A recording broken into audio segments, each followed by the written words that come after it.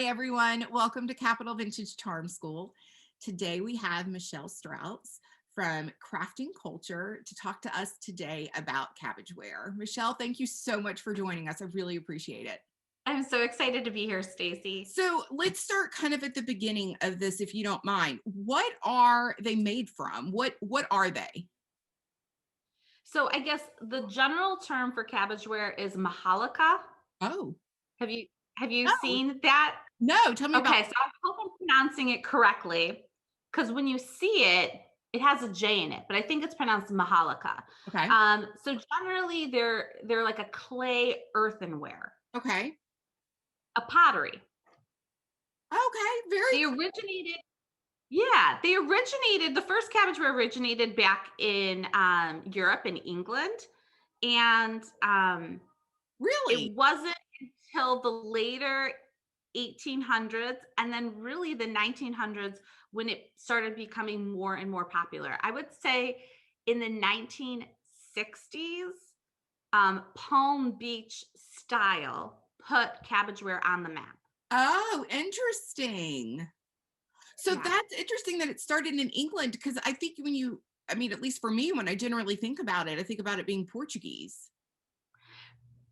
The largest producer of cabbage ware is in Portugal, and to this day that remains true. But the first pieces of lettuce or cabbage ware go back to the early 1800s, and they come out of England and France. That is so interesting. Um, so they have all different types of collections and stuff in terms of colors and all of that. Is there like a color that you can usually say like the darker ones are from here, or do you know anything about that? So Bordello Panero specifically has like their own shade of green, and you can see it's pretty universal. Even though Bordello Panero makes cabbage ware in like every shade of the rainbow, they have lighter green pieces, they have cream or white pieces, pink, blue, yellow, purple. But the green is the most produced and the most popular, the one that you see most readily. I very rarely see colored pieces when I'm out in the wild thrifting. Are you collecting the colored pieces too?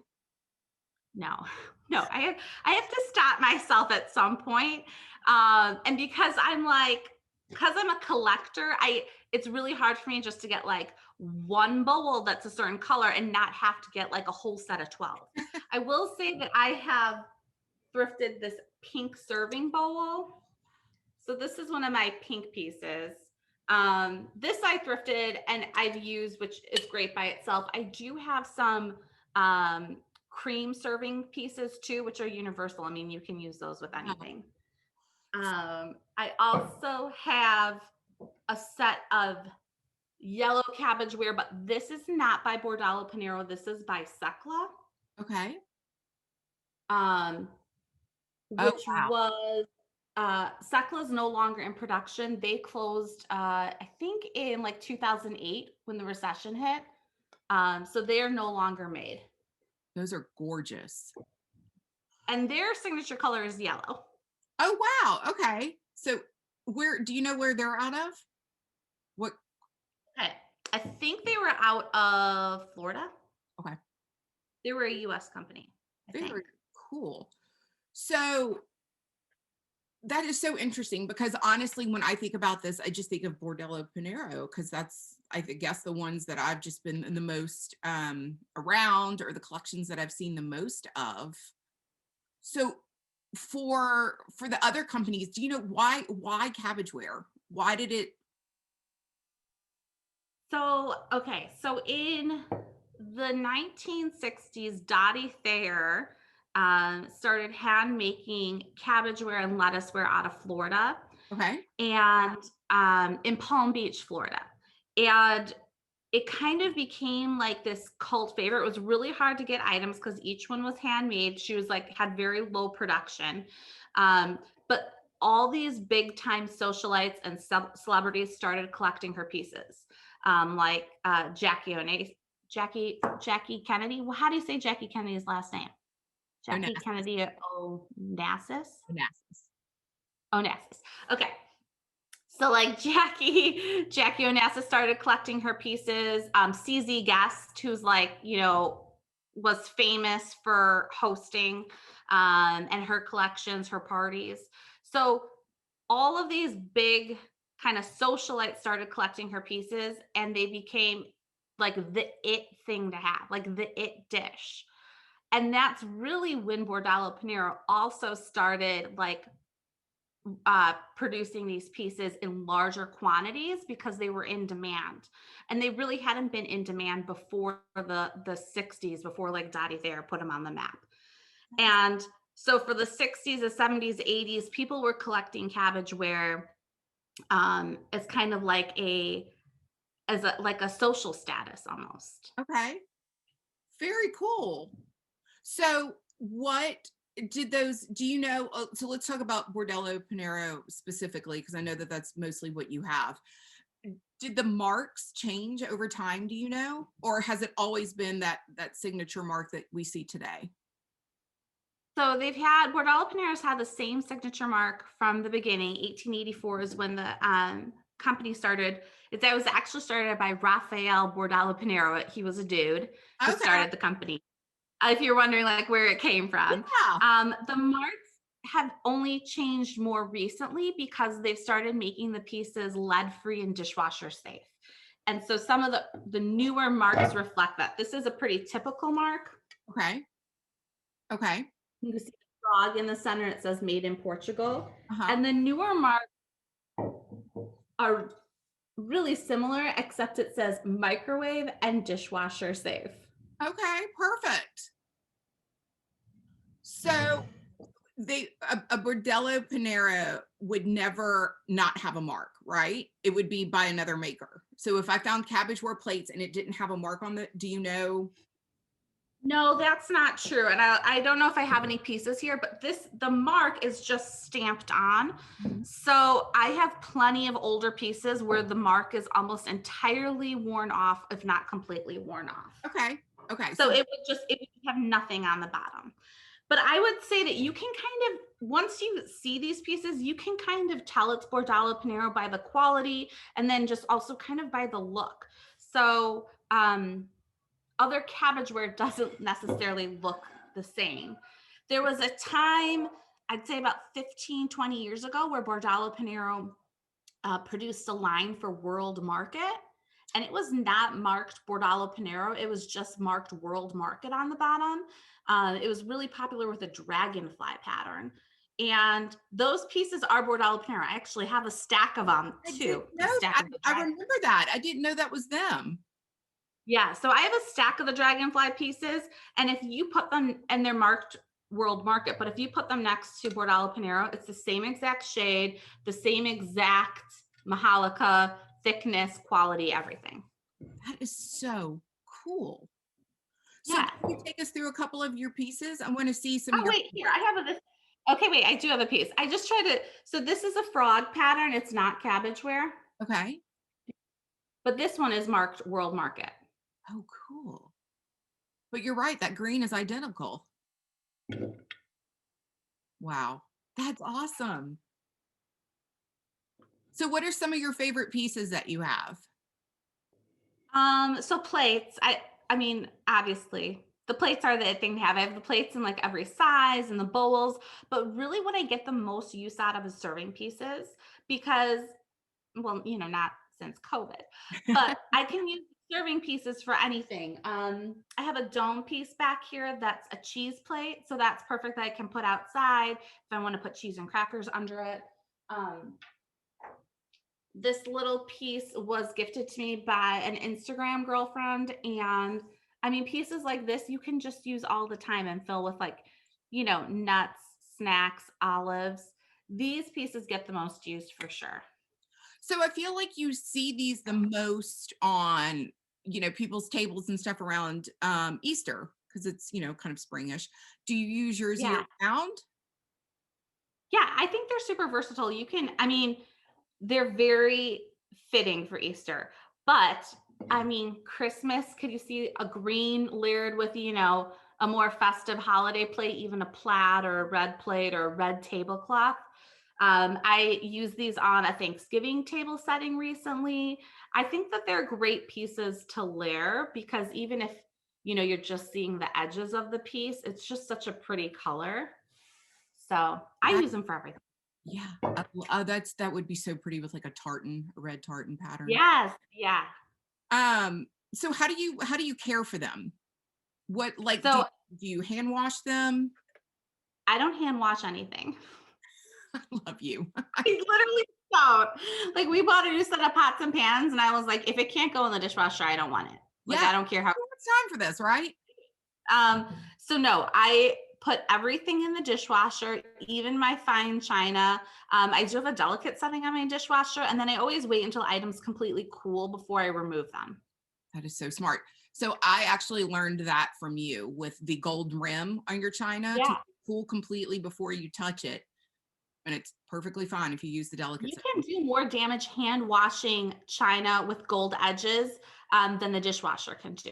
So Yes. it's something about the oils from your skin and your fingers with the heat that can ruin that gold. That is the best tip ever. So, Michelle, if I'm looking for some of the serving pieces, maybe some big platters or some of the chip and dip type things that you have, what do you think is a good price point for those? Oh, I'm actually a terrible person to ask that because I have a thrifter's mentality, which is, where you think like anything over $10 is too much money. Well, you're talking to a bunch of thrifters, so you're in good company. Okay. But in reality, obviously all of these pieces are worth a decent amount of money. There's places where you can get Bordello Panero retail. They sell them in stores. Now they're often kind of harder to obtain. Like, they might sell out quickly, they might be unavailable. But most of the pieces, old or new, retain their value. Um, so I was gonna see if I had one of these I saw a price on actually.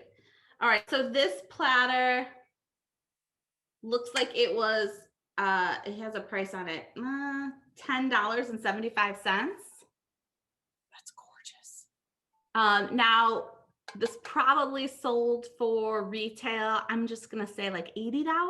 Okay. If you went on eBay, you might be able to find one a little less than $80, but they really maintain their value. So can you show us maybe one of the pieces that has Oh, I'll show you. This is so interesting. So I was looking at pieces oh, the other last night. These pieces have their original Marshall Fields price tags on them. I love when I find these things thrifting. That is awesome. So many of them have their original prices on them. Like people collected them, but then never used them. And Marshall Fields is near and dear to me because obviously I'm right outside Chicago, and that was, a Chicago store. So this originally was $28. That is awesome. That is awesome. So is this something that you get for gifts for like holidays? Do your family collect these during the year and give them to you? Not my family, but girlfriends for sure. Yeah. My one of my neighbors, I have like a Galentine's party every year. And one of my neighbors this past Galentine's got me that big platter. Instagram friends, I have a friend Courtney on Instagram gifted me this cute little tureen because she knew I collected them. Even other Instagram people like yourself who sell items on Instagram will sometimes be like, hey, I found these. Are you interested before I list them? I'm trying to shuffle around. This platter was recently sent to me by Jen, who's out of Canada. She found this while thrifting. Oh my God. This is not cabbage pattern, but isn't that such a pretty pattern? That is so pretty. And it's really, I don't know if it's really a big size too. Yeah. I love the edges. That is so cool the way it kind of morphs into the leaves. And this is not like holiday specific. I mean, Right. you know what I mean? This to me does not read any certain holiday. You could certainly use that year round. What is the one piece that you're hoping to add to your collection? What do you not have that you're on the lookout for? Okay, Stacey, I'm at the point where I hope I don't find any Bordello Panera thrifting because then I know like I have to buy it and I don't need any more pieces. I have a full set of 12 and all of the plates, but I mean even dinner plates I don't know. Dinner plates I have over 20 for sure. So I don't need any I know, but you're platters. ready when I COVID lifts and we can go start partying, you're ready.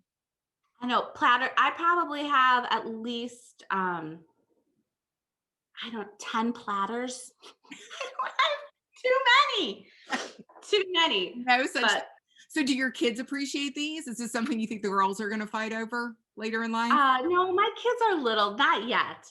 Time will tell. I don't know if they will or not. Yeah, You know, it's interesting. It's one of those things where like if your mom had it, it wasn't cool. It right. wasn't cool. You kind of gravitate away from it. So hopefully, I don't know, that doesn't happen. Listen, my girls will be so flush with China one day. They better have big homes to store it all. Big butler's pantries, right? Either that or my estate sale one day will just be like lit. It'll be Everybody's coming to this one, huh? yes. So if you have a few minutes, I'd love to ask a couple of questions to get to know you a little bit better. Sure. Okay. What is your China pattern? Do you have one that I mean, I know you have a ton of China, obviously. We just talked about it, but do you have one that like you registered for or one that you would consider your signature? I mean, I never registered for a certain set of china.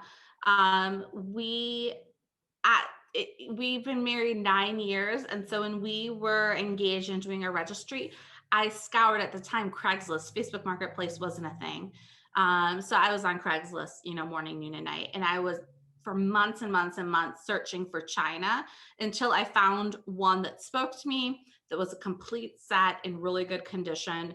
And that's what we bought as our wedding china.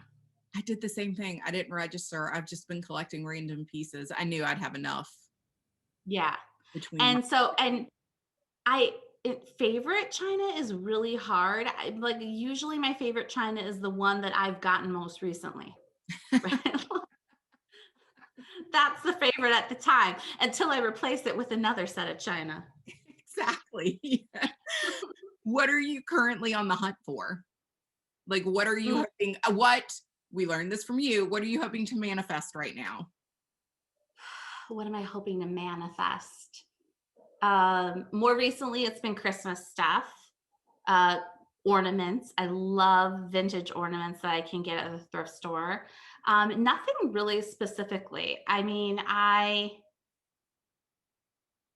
have so much, we're right now I'm at a storage capacity. Um, where like I don't have room to put things. I want to replace this mirrored buffet behind me and get a larger one just so I have more Michelle? storage. Say that again. I said, has that ever stopped us? I know. Well, you don't live with Timmy, poor guy. I mean, I literally at the current moment, I have a butler's pantry, but the countertops are just full of china that I don't have anywhere to actually Store. put. Yeah. I have the same problem. I have them like, I'm starting to like put them under beds. It's getting bad.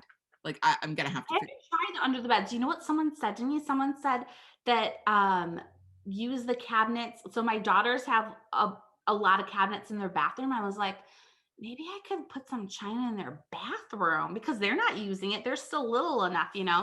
That's a good idea. That's a very good That's, idea. that's messed up when you start thinking like that. We're collectors, right? For collectors. Right. Yes. But then you know how it is. It's like if you can't easily like see it or access it, it doesn't get used. So that's the other hard part because I want to be able to see like, oh, what do I have? What would work? What would work together that I haven't put together before? So you want to be able to get to everything. I know. And I don't know about you, but I'll have like 4 of a dinner plate, like not a big, but just, and they get crammed up in the middle of a stack. And I Oh, know. then definitely can't see them. In early March, we went into quarantine, right? And I could not thrift. And somehow I decided that I was going to collect the Bordeaux Panera Ingrid plates. So they're not a cabbage pattern. I have them here. They're really adorable. They're these pink. Oh, wow. What are they called? cloudy polka dotty plates. So cute. And I decided, and I love pink. Pink is like, give Oh, me all. love those. So I spent the first portion of quarantine just like on eBay, on Etsy, wherever I could, collecting them like one piece at a time until I had at least 12 of each. And, finding the best prices I could online, which is still a hunt, it's still Yeah. like the thrill of a hunt. So, yeah, I love these two. Aren't they Oh, I pretty? love those. Tell me again what they're called. This pattern by Bordeaux Panera is called Ingrid. Ingrid. And the Ingrid pattern, I actually think came in their signature green, but pink and also a cream color as well. Okay. That is so pretty.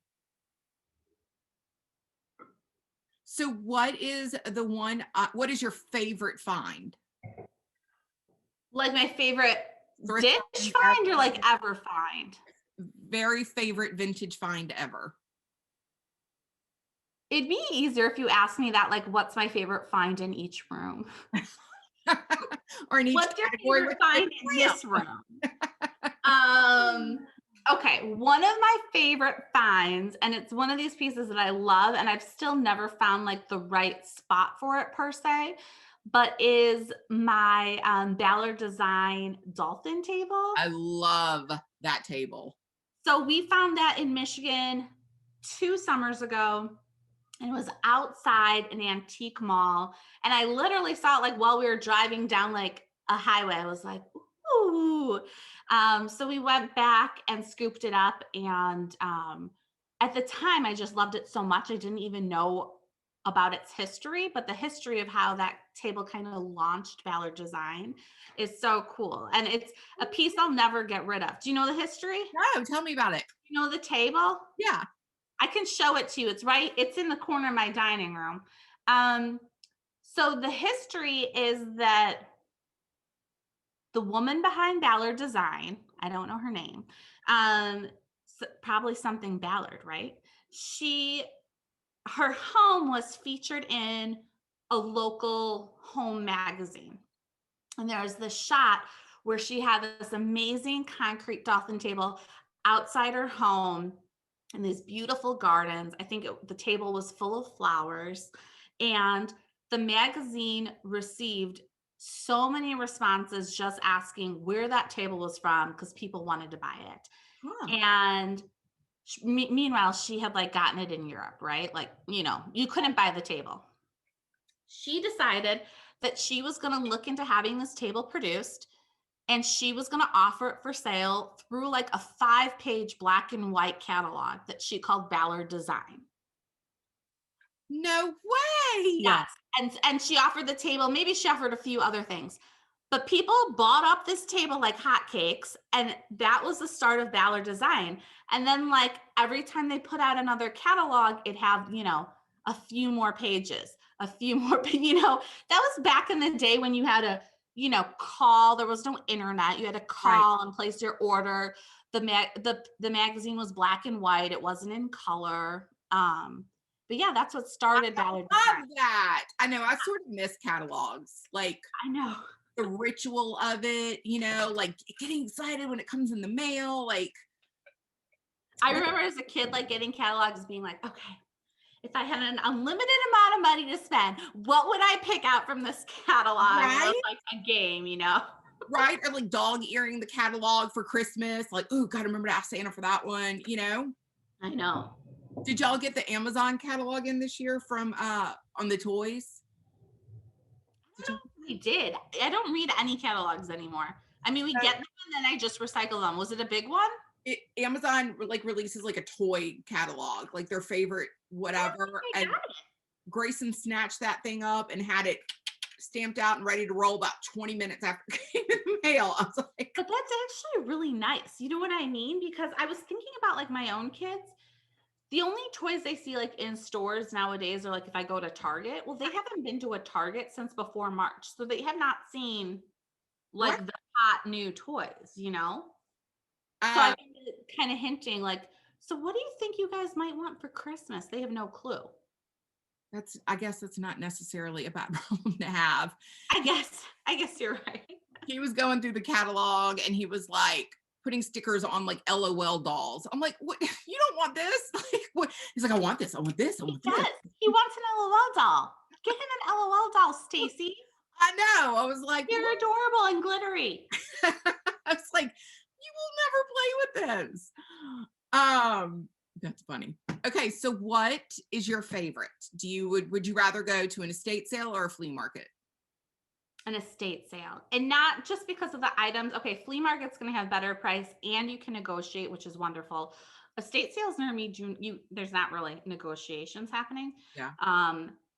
But the best part of an estate sale is that you get to step inside someone else's home and see how they lived, and not only the collections that they have, but how they decorated their home. And I mean, it's the best when the home is kind of like a time capsule Yeah. from a different decade, and just to see the wallpapers or the tile in the bathroom or the carpet in the bedrooms. You know what I mean? That's like the best part of an estate sale. How many do you go to that you're like, can I figure out how to rip this wallpaper off the wall and bring it home? There's if it's a good older home, there's probably at least one wall of wallpaper in that house that I would take. Mhm. And I'm like, why don't they still, you know how like everything old become, it comes around again? I'm like, why isn't this wallpaper still in production? And the best is sometimes when it is still in production, you're like, oh, this is a Schumacher pattern. They still make this. I mean, I will go through and be like, are the doorknobs for sale? What about those light switches? Can I have those? They're like, settle down. But like these old homes, they don't make it like that anymore. They don't. They don't. And from someone who built a home new, I cannot even imagine like when it came to like light switches, you know, if I can't even imagine the cost of having these like brass handmade ornate light switches on every cover. And you know what I mean? They don't do things like they used to. And I don't, it costs an arm and a leg to try to replicate it too. But it's just so nice to be able to give these things a second life, isn't it? Like these families, they just don't want these things. And I mean, that's fine. But I love that, like, I found this needlepoint the other day and it's the Pledge of Allegiance. And on the back of it, it read, grandmother made this for you when you were younger. Um, I've had it preserved so you can now have it. And if and he gave it to the thrift store. I was like, I you're know. a monster.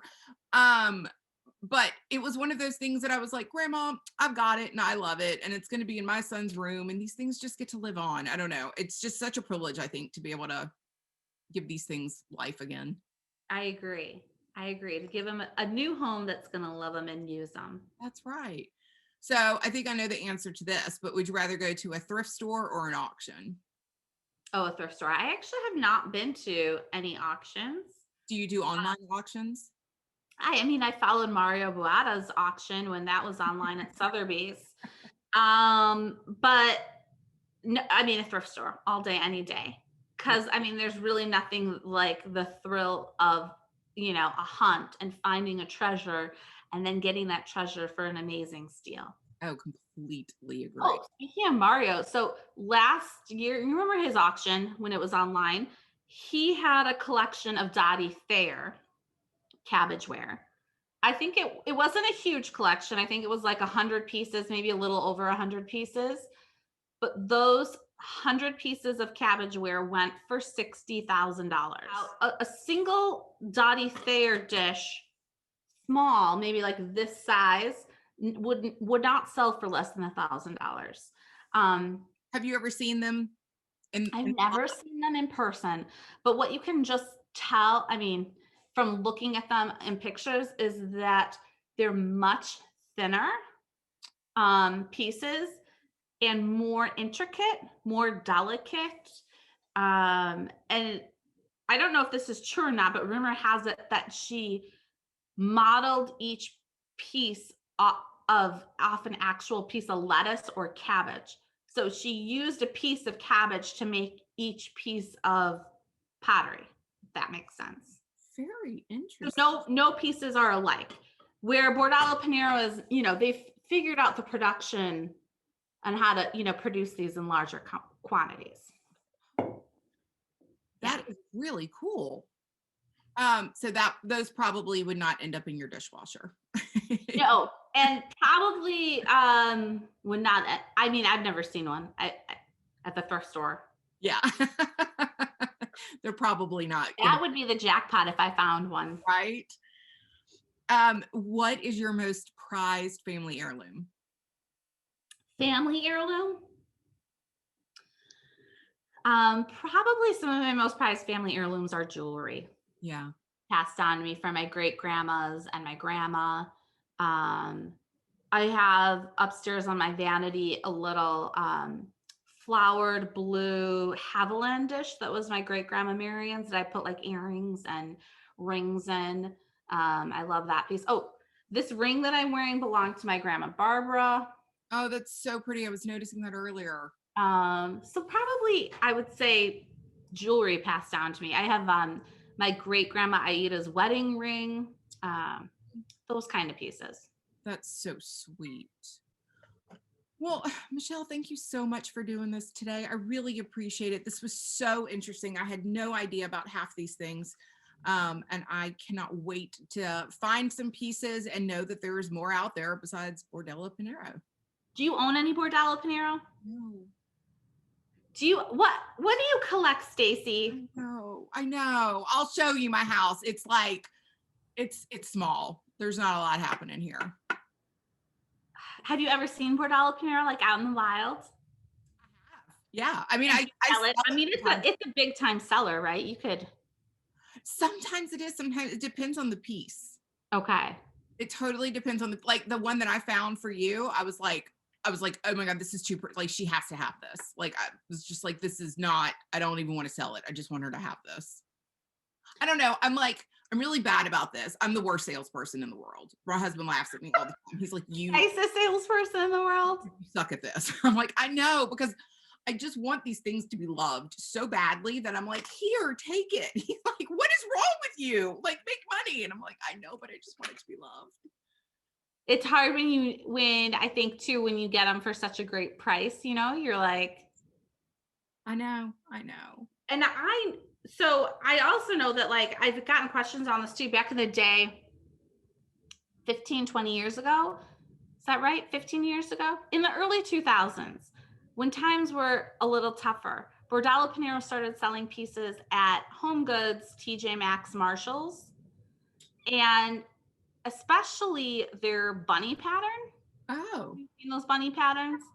But anyways, that's when like, they were willing to sell them at a steep discount and sell them in larger quantities to get by. And so I'll see a lot of those pieces that people picked up for not that much money at like a Marshall's. Those often end up at the thrift store.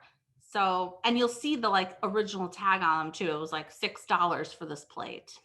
Michelle, let me ask you this really quick. How do you just get online and search these things? Like, how did you know that they did that? That they sold these at Home Goods or that they did a collection with World Market? Like, are you just constantly Googling these things, or how are you learning about your collection? I guess is what I'm trying to ask. I think like most things you kind of learn as you go. So when I'm at the thrift store and I see a Bordello Panero piece that has that like Marshall's price tag, and I'm like, this is interesting. How did this piece end up at Marshall's? And then, I can kind of piece it together or look online and get more information. Same thing when I found these World Market pieces and I was like, gosh, don't those look just like Bordello Panero? And then kind of piece that together. I mean, a lot of it is learning as you go. And it's not about like having the information. It's about like, if you love the piece, Yeah. buy it. Who cares? There's so much Cabbage Ware out there. It doesn't matter if it's Bordello Panero or if it's handmade. Doesn't matter if it's old, if it's new. If you love it, you buy it, I think that's been one of the things that I think has been most interesting about doing this series is everybody says, I don't know and I don't care. I just love it. Like, it's Yeah. what I'm collecting. And I think the only reason, that dating something or looking at the mark or any of that matters is just to make sure that you're always getting a deal. Excuse me, Yeah. you know what you're getting. But I think that there is so much to be said about surrounding yourself with the things that you love. I think we learned that a lot this year as we were all locked in our houses, right? Yeah, that's Looking so around true. and being like, I'm glad that I like my space because we're here all the time. That's so true. Yeah. Well, Michelle, thank you so much for doing this today. I really appreciate it. We learned so much about the different companies that make Cabbage Ware, and I just really appreciate the time you gave us today. Absolutely. I had so much fun talking about all things Cabbage Ware and specifically Bordello Panero. And hopefully, I've encouraged you and maybe some other people to start a little collection of their own. Yes, yes, we need to. And for everybody out there, make sure to follow Michelle at Crafting Culture on Instagram. Thanks, Michelle. No problem. Bye, Stacy.